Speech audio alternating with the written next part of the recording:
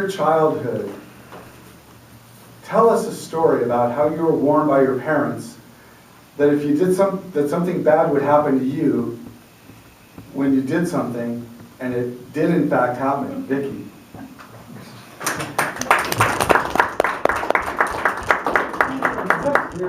I think I can. You got the gist of it. All right, thank you. Something from my childhood where they said, don't do it, but I did it anyway.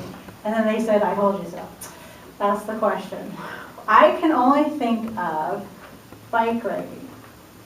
I loved to bike ride when I was a kid.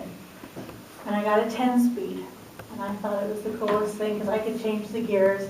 And I could just ride around all over the neighborhood. And we lived in this really interesting community where it was full of hills.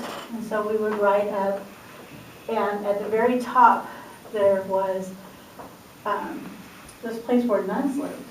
And it was a really cool place. And so I would ride my bike up and down and just spend hours going there. And I didn't have to have my friends. Sometimes we would all go together. But most of the time I would just ride around. Now, it's not that my parents didn't tell me not to ride my bike, but I learned a valuable lesson.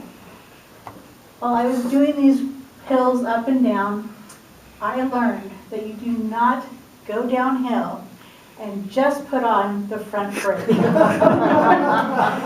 when you do, the front wheel stops, but the back keeps going and you go right over the handlebars.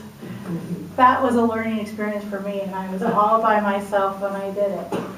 Luckily, I was able to pick myself up and dust myself off and look at my bike and realize that I could ride it home. But yeah, those are one of those lessons that you learn in childhood.